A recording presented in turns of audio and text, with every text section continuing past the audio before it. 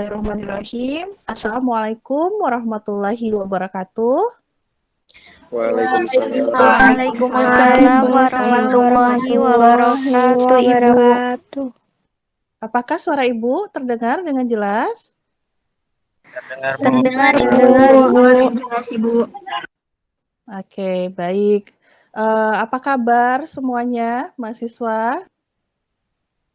Baik, Bu. Alhamdulillah.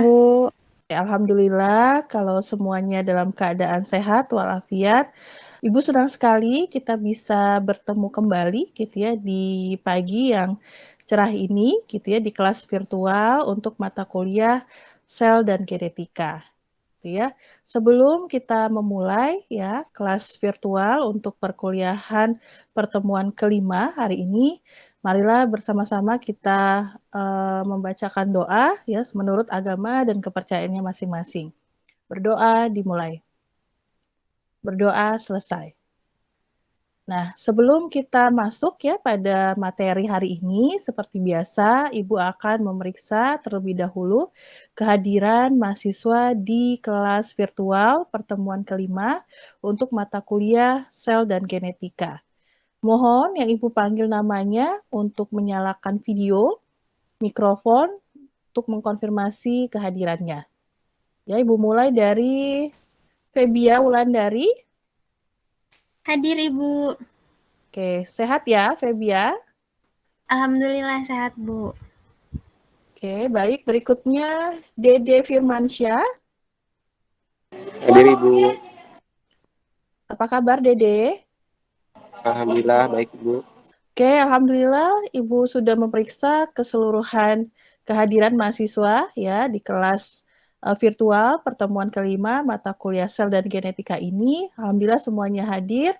Ibu senang sekali walaupun kita hanya bisa bertemu secara tatap maya gitu ya. Antusias mahasiswa besar gitu ya untuk mengikuti pertemuan pada hari ini.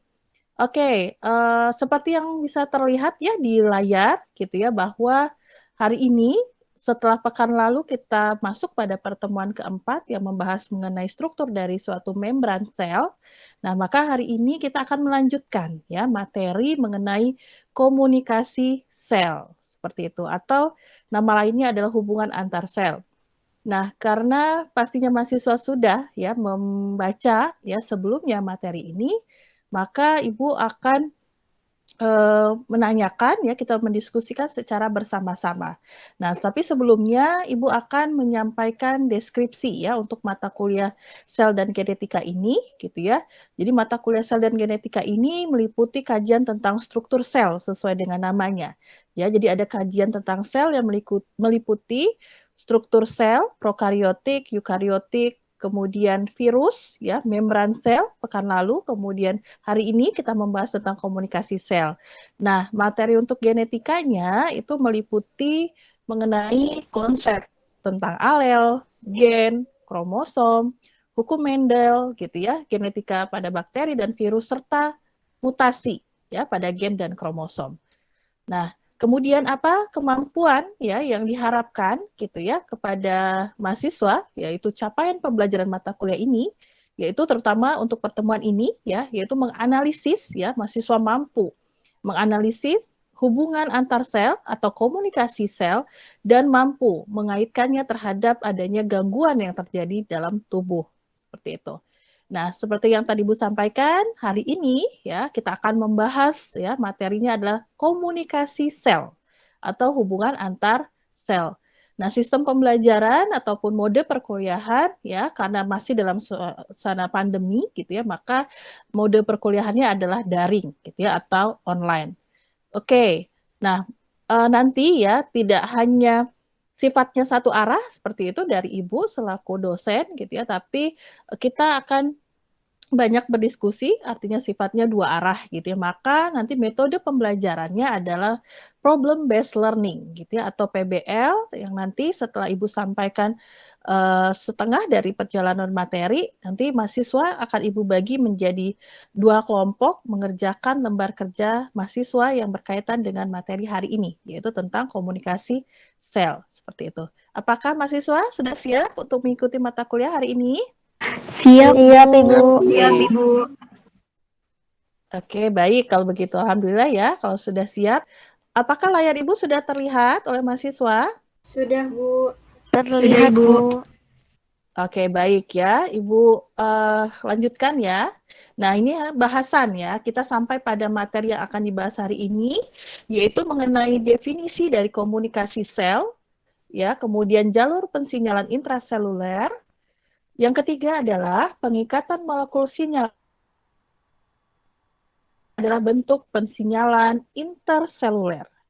Nah, yang seperti yang tadi Bu sampaikan terkait dengan bahasan ya, maka capaian pembelajaran pertemuan ini, mahasiswa mampu memahami definisi dari komunikasi sel, mengidentifikasi jalur pensinyalan intraseluler, yang ketiga, menganalisis mekanisme pengikatan molekul sinyal ekstraseluler, dan yang terakhir adalah mengkarakterisasi ya bentuk-bentuk pensinyalan interseluler. Nah, sebelumnya ya pastinya Ibu menanyakan ya kepada mahasiswa gitu ya terkait dengan apa yang sudah dibaca, apa yang sudah dipahami sebelumnya gitu ya. Nah, silahkan ya bagi yang ingin menjawab ya, yang ingin Ibu tanyakan adalah gitu ya, karena terkait dengan komunikasi sel atau hubungan antar sel. Apakah terdapat persamaan gitu ya antara komunikasi sel dengan komunikasi pada manusia? Izin menjawab, Ibu. Oke, Ibu lihat. Oh ya, ada Firly. Silakan, Firly. Ada, Bu, persamaannya yaitu sama-sama menyampaikan pesan dan juga menyampaikan respon, Ibu. Oke, baik. Berarti ada kesamaan ya, Firly ya. Oke, baik. Terima kasih, Firly. Yang lainnya ya, jika ingin menjawab, nanti bisa digunakan untuk sesi selanjutnya, gitu ya. Oke, baik. Nah, di sini juga sistem ya, Ibu sampaikan nanti setelah mahasiswa menyelesaikan LKM-nya, maka sistem penilaian ya untuk pertemuan ini ya, tekniknya adalah dengan sistem tes ya, uraian dari LKM yang sudah dibuat gitu ya. Kemudian indikatornya adalah mahasiswa nantinya mampu menganalisis hubungan antar sel dan mampu mengaitkannya terhadap gangguan yang terjadi. Firly ya sudah menjawab mengenai ternyata ada kesamaan gitu ya Firly dari materi yang sudah dibaca sebelumnya gitu ya antara komunikasi di level sel, artinya sel dengan sel gitu ya, dengan komunikasi pada manusia. Nah, seperti yang terlihat di layar ya, bahwa kita akan melihat bahwa makhluk hidup ya multiseluler seperti itu, artinya kan terdiri dari banyak sel ya. Jadi bagaimana mereka bisa saling berkomunikasi gitu ya, satu dengan lainnya gitu ya, antara sel dengan sel sehingga mampu melaksanakan fungsi dan sinergi antar sistem organnya satu dengan lainnya. Nah, sehingga ya baik itu makhluk hidup multiseluler maupun unisel yang hanya terdiri dari satu sel harus berkomunikasi gitu ya. Nah, fungsinya untuk apa sih gitu ya? Yang pertama gitu ya, menyadari kondisi lingkungan gitu ya. Yang kedua adalah memberikan respon terhadap lingkungan. Nah, di sini Ibu ambil contoh ya. Nah, misalnya pada sel bakteri ya yang uniseluler artinya hanya terdiri dari satu sel. Nah, bagaimana mereka mampu merespon terhadap adanya cahaya ya, kemudian senyawa-senyawa racun yang mungkin ada di lingkungan sekitarnya, kemudian mampu merespon adanya nutrisi ya ataupun dengan sel-sel bakteri lainnya. Nah, jauh ya sebelum bumi ya berkembang sampai sejauh ini, ternyata hubungan antar sel atau komunikasi sel dengan sel itu sudah jauh ya terjadi. Nah, di sini Ibu ambil contoh nih ya.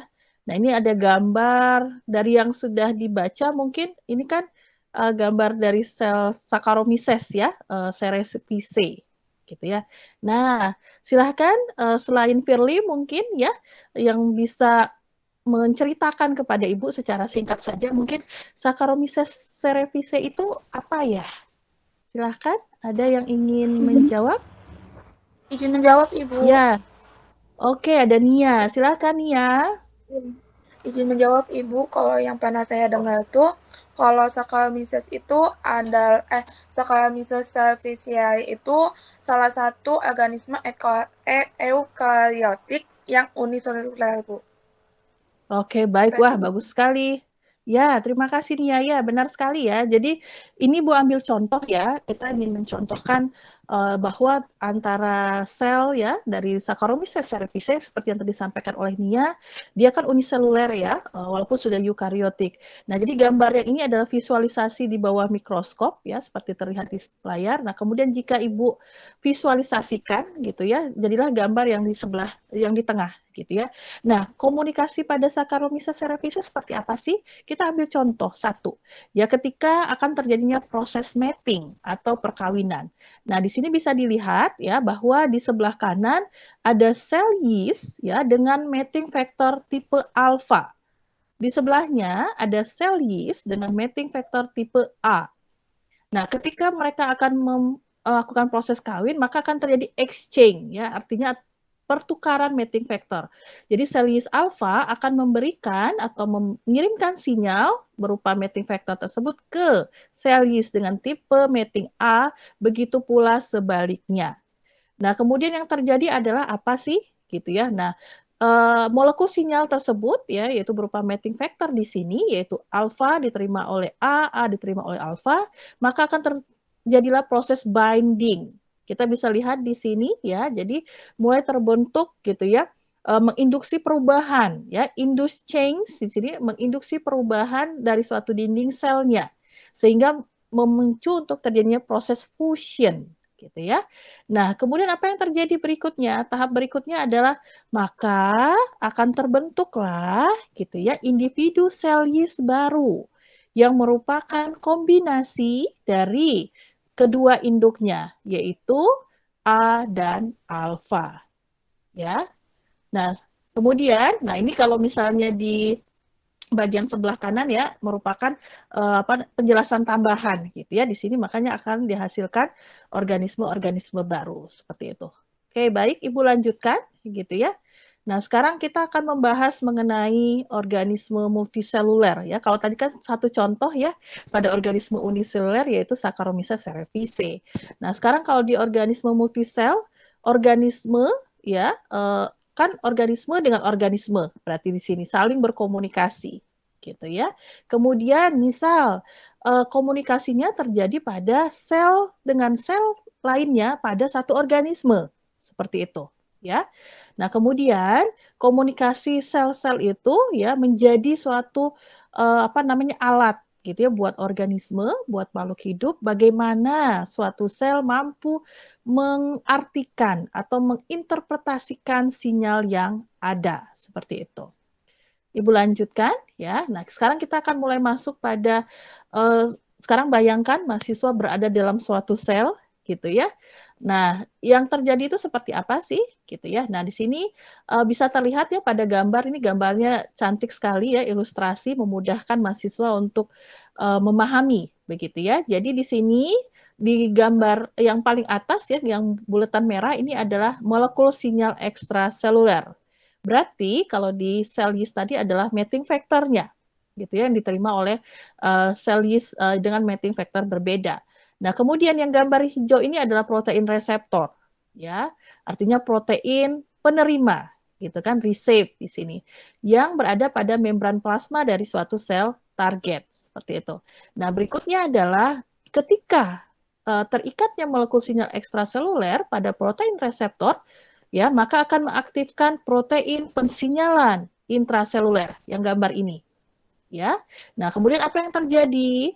Ya, maka ya layaknya suatu komunikasi sel gitu ya antara komunikasi di manusia yaitu pastinya terjadi respon gitu ya. Itu adalah tujuan dari komunikasi. Jadi adanya respon dari sel target seperti itu. Nah, yang terjadi di dalam sel adalah protein efektor gitu ya. Jadi protein yang memberikan efek, yang memberikan respon terhadap molekul sinyal ekstraseluler tersebut.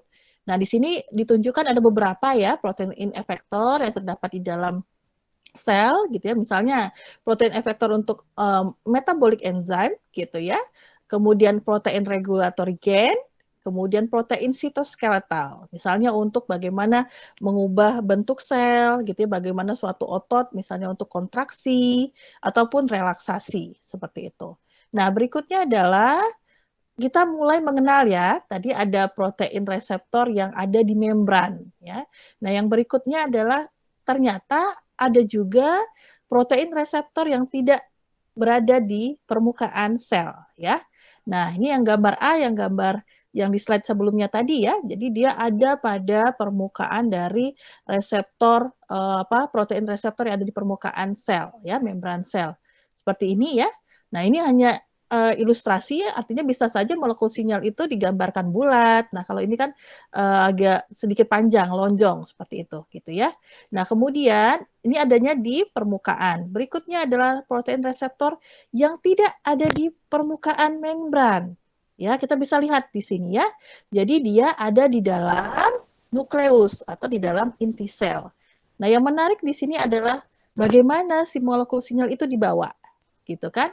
Yaitu dibutuhkanlah yang namanya protein karir, gitu ya, atau protein pembawa, seperti itu. Baik, Ibu lanjutkan. Nah, di sini ya kita akan membahas mengenai 4 bentuk pensinyalan interseluler, gitu ya, seperti yang terlihat pada layar, gitu ya. Yang A, gitu ya. Jadi sesuai dengan namanya ya. Nah, mungkin silahkan jika ada yang ingin menjawab, maksudnya pensinyalan interseluler itu apa ya? Silahkan, bisa dinyalakan mikrofonnya bagi yang ingin menjawab. Iya Bu, izin menjawab Bu. Ya, Kalau pensinyalan interseluler itu yang saya tahu pensinyalan molekul terhadap dirinya sendiri Bu. oke, baik. Terima kasih Ratu. Ada yang ingin menjawab lainnya? Izin menjawab Ibu, persinyalan interseluler itu adalah persinyalan antar selnya Ibu. Iya, betul ya, benar sekali ya. Jadi yang terjadi adalah bagaimana komunikasi antara sel satu dengan sel lainnya. Nah, di sini ada 4 bentuk ya. Yang pertama adalah kontak dependen. Nah, kalau kontak dependensi ini cirinya adalah antara sel pensinyal dengan sel target di sini harus dekat posisinya ya. Jadi melakukan kontak seperti itu. Nah, yang B berbeda ya. Jadi kalau yang paracrine signaling kita sebut adanya namanya lokal mediator atau mediator lokal yang membantu ya dalam mentransmisikan molekul sinyal tersebut ke sel-sel target. Yang ketiga adalah synaptic signaling. Nah, mungkin mahasiswa sudah tahu ya, ini pastinya terjadi pada neuron atau sel saraf seperti itu. Nah, kita ketahui bahwa ini adalah badan sel, ya. Ini penjuluran dari badan sel kita sebut sebagai akson, ya. Kemudian neurotransmitter itu ditransmisikan, dijalankan seperti itu. Kemudian terbentuklah namanya sinaps, ya. Jadi celah sempit seperti itu yang terbentuk antara ujung akson dari sel neuron yang satu dengan sel target. Nah, kemudian yang keempat, ciri khas berikutnya adalah endocrine signaling atau pensinyalan endokrin seperti itu. Nah, kalau pensinyalan endokrin berbeda dengan synaptic signaling ya, karena ini berarti dihasilkan oleh sel-sel endokrin gitu ya. Nah, sel-sel endokrin kemudian akan mengeluarkan kemudian hormon itu yang merah-merah ini diilustrasikan kemudian mengalir ke pembuluh darah menuju ke sel-sel targetnya. Seperti itu, ya. Nah, sedikit lagi penjelasan dari Ibu, gap junction ya. Nah, ini memudahkan sel-sel tetangga untuk membagi informasi pensinyalannya. Yang tadi ya. Jadi ini terjadi misalnya pada sel-sel tumbuhan ya, jadi plasmodesmata. Jadi terbentuklah celah sempit ya di antara sel dengan sel lainnya ya. Ini molekul sinyalnya, ini namanya gap junction gitu ya. Jadi ada penghubung gitu ya, celah penghubung.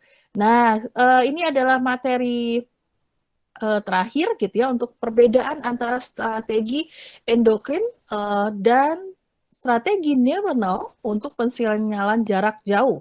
Tadi ya, misalnya seperti ini, Ibu jelaskan dulu yang gambar A, ini adalah pensinyalan endokrin. Nah, pensinyalan endokrin di sini digambarkan ada 3 sel endokrin ya dengan bentuk yang berbeda-beda. Jadi sel endokrin A bentuknya bulat, sel endokrin B bentuknya segi 6 gitu ya, kemudian segi 4 untuk C. di sini bisa kita lihat bahwa ternyata sel endokrin A, B, dan C ya akan menghasilkan hormon yang bentuknya berbeda-beda. Gitu ya, berarti hormonnya juga berbeda-beda. Nah, kemudian dia mengalir ke bloodstream atau pembuluh darah gitu ya. Nah, dia akan sampai ya pada sel target yang juga berbeda gitu ya. Jadi kalau misalnya sel endokrin pensinyalnya mengsekresikan hormon yang berbentuk bulat seperti ini, maka akan diterima oleh protein reseptor pada sel target yang cocok dengan yang molekul hormon yang bentuknya juga bulat. Nah, begitu pula untuk yang segi 6 seperti ini ya. Jadi bisa dilihat protein reseptornya bentuknya berbeda. Ini menunjukkan berarti sel targetnya antara A dan B serta C itu berbeda. Begitu pula untuk yang C. Ya. Kemudian kalau untuk synaptic signaling, nah di sini bisa dilihat ada sel saraf dengan bentuknya berbeda-beda ya, misalnya A, B, dan C. Nah, yang berbeda adalah apa di sini ya? Nanti jika ada yang kurang jelas bisa ditanyakan ya. Nah, di sini adalah bahwa antara sel neuron A, B, dan C ya menghasilkan ya atau mentransmisikan neurotransmitter yang sama. Taunya dari mana? Bisa dilihat di sini ini bentuk neurotransmitternya maksud Ibu bulat semua ya, merah. Nah, walaupun diterima oleh sel target yang bentuknya berbeda-beda ya, A, B, dan C ini, tapi ada neurotransmitternya bentuknya adalah sama seperti itu. Oke, mahasiswa, sebelum nanti sampai ke LKM ya yang sudah dibuat ya, silahkan jika ada pertanyaan terlebih dahulu, satu pertanyaan saja ya, silahkan. Iya Ibu, saya izin bertanya pada slide yang tentang 4 bentuk pensinyalan interseluler, Bu. Nah, di sini kan saya melihat di sinapsin ya. Nah, sinapsin di sini ternyata reseptornya itu ada 2 gitu, Bu. Tapi yang dari yang lainnya itu cuman kayak 1 gitu, Bu, 1 reseptor doang. Nah, itu bagaimana ya, Bu? Oke, baik, bagus pertanyaannya. Terima kasih, Bahren. Ya, jadi benar ya. Jadi untuk synaptic signaling gitu ya, jadi artinya kan untuk sel-sel saraf seperti ini gitu ya. Nah, di sini kita bisa lihat gitu ya bahwa perbedaannya ya antara strategi endokrin dan neuronal itu adalah kalau endokrin signaling ya sel molekul hormon ya sebagai molekul sinyalnya itu yang berbeda, maka dia harus bertemu dengan sel target yang cocok ya dengan protein reseptornya. Nah, sedangkan pada synaptic signaling gitu ya, kita lihat di sini protein reseptornya pada sel target yang berbeda-beda itu sama seperti itu, sehingga walaupun dikeluarkan oleh neuron yang berbeda-beda di sini A, B, dan C, tapi neurotransmitternya itu adalah sama gitu ya. Nah, sehingga di sini kita bisa jelas terlihat perbedaannya ya. Jadi antara sel target A, B, dan C tapi memiliki protein reseptor dengan bentuk yang sama. Membedakan dengan yang strategi di endokrin. Apakah sudah cukup penjelasannya, Bahren? Cukup, Ibu. Terima kasih. Baik, bagus. Terima kasih. Nah, sekarang kita sampai pada pembagian kelompok ya untuk mengerjakan LKM. LKM-nya sudah Ibu kirimkan ya kepada mahasiswa dan di chat juga sudah Ibu attach. Nah, Ibu bagi kelompok 1 itu ada Ratu, Dede, Titi, Febia, dan Firly. Kelompok 2 ada Brenda, Bahren, Tegar, Nia, dan Singgi. Ibu beri waktu sekitar 60 menit untuk mengerjakan LKM-nya. Ya, silahkan bekerja dalam kelompok, juga ada penilaian aktivitas kerjasama di dalam kelompok. Oke, baik. Ya, alhamdulillah ya, mahasiswa sudah menyelesaikan LKM yang sudah dikerjakan. Ibu akan meminta perwakilan dari kelompok 1 dan kelompok 2 untuk menjawab. Silakan Ibu beri kesempatan kepada kelompok 1. Ada Ratu Humairo.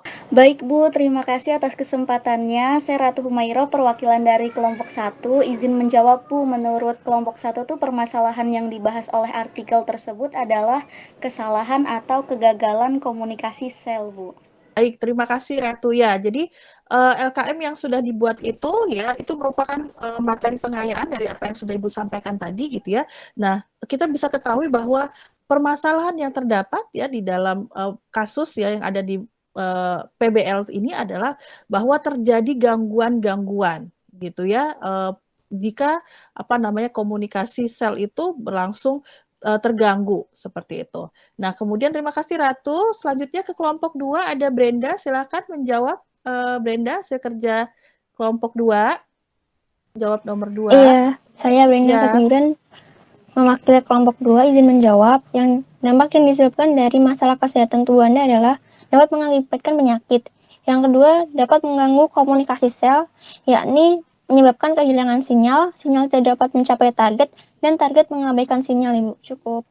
Oke, bagus. Terima kasih. Ya, benar sekali ya. Jadi, tadi disampaikan oleh kelompok 2, perwakilannya disampaikan oleh Brenda, yang terjadi adalah timbulnya penyakit-penyakit, gitu ya. Di antaranya ada diabetes, gitu ya, ada stroke, gitu ya, dan banyak lagi gangguan-gangguan yang ternyata itu disebabkan oleh terganggunya peristiwa komunikasi di level selnya, seperti itu. Oke, baik, bagus kalau begitu. Nah, sekarang kita bisa lihat kembali ya di slide ya bahwa hari ini ya kita sudah membahas mengenai hubungan antar sel atau komunikasi sel. Nah, Ibu memberikan kesempatan kepada mahasiswa untuk menyimpulkan ya, nanti akan Ibu review juga. Silakan yang pertama. Kesimpulan yang pertama yaitu dari saya, komunikasi sel adalah proses interaksi yang terjadi antara satu sel dengan sel lainnya dan memberikan respon terhadap lingkungannya. Oke ya, baik, benar sekali ya. Jadi komunikasi sel merupakan proses di mana sel mampu merespon adanya perubahan di lingkungannya dan menyadari kondisi lingkungannya. Oke, baik. Kesimpulan satu lagi mungkin yang berbeda dari Sinji. Silakan Sinji. Kesimpulan yang kedua itu jalur pensinyalan intraseluler dimulai dari diterimanya dan terikatnya molekul sinyal ekstraseluler pada protein reseptor di membran sel target mengaktifkan protein pensinyalan intraseluler dan selanjutnya mengaktifkan protein efektor untuk memberikan responnya, Ibu. Oke, ya benar sekali ya. Tadi kita belajar tentang jalur pensinyalan intraseluler, mulai dari molekul sinyalnya terikat pada protein reseptor, mengaktifkan protein pensinyalan intraseluler, kemudian terjadilah efek ya, kerja dari protein efektor. Yang ketiga, yang berbeda, silahkan Titi, jika ada yang ingin disimpulkan, yang mungkin belum disebutkan. Titi. Iya, Ibu. Jadi kesimpulan yang ketiga itu, pengikatan molekul sinyal ekstraseluler dapat dilakukan oleh dua jenis, protein reseptor permukaan sel dan protein reseptor intraseluler. Cukup, Ibu. Oke, baik, bagus sekali ya. Jadi ada dua jenis ya, protein reseptor, yaitu protein reseptor permukaan sel dan protein reseptor yang ada di dalam sel atau protein reseptor intraseluler. Bagus. Terakhir mungkin Dede ya yang sudah raise hand. Silakan Dede. Iya, baik Ibu. Kemudian ada bentuk pensinyalan interseluler, yaitu yang pertama ada kontak dependen, yang kedua ada parakrin, yang ketiga ada sinaptik, dan yang keempat ada endokrin, Bu. Oke ya, baik, bagus. Terima kasih Dede. Ya, benar ya. Jadi 4 bentuk pensinyalan interseluler itu adalah ya di sini mungkin Ibu simpulkan ya, ada kontak dependen, ada parakrin signaling, ada synaptic signaling dan endokrin signaling gitu ya. Nah, di sini kita belajar bahwa suatu organisme multiseluler maupun organisme uniseluler wajib ya melakukan hubungan antar sel atau komunikasi sel agar bisa melangsungkan fungsi kehidupannya. Ya, kemudian kesimpulan yang berikutnya tadi ya ada protein reseptor permukaan sel dan protein reseptor intraseluler. Nah, Ibu akan menyampaikan ya tugas pertemuan berikutnya ya. Bisa terlihat di layar ya. Bahwa tugas pertemuan berikutnya itu adalah menuliskan penjelasan dan gambar bagaimana mekanisme sinyal ekstraseluler mampu bekerja lambat atau cepat untuk mengubah perilaku sel target.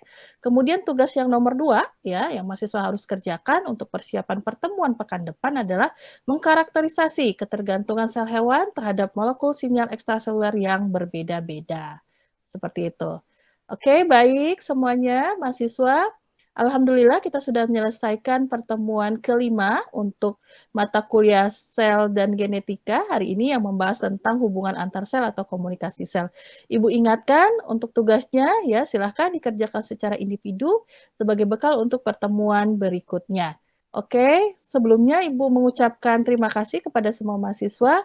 Insya Allah kita bertemu kembali di pekan berikutnya. Mohon maaf untuk semua kekurangan. Ibu akhiri. Assalamualaikum warahmatullahi wabarakatuh. Waalaikumsalam warahmatullahi wabarakatuh. Terima kasih, Bu.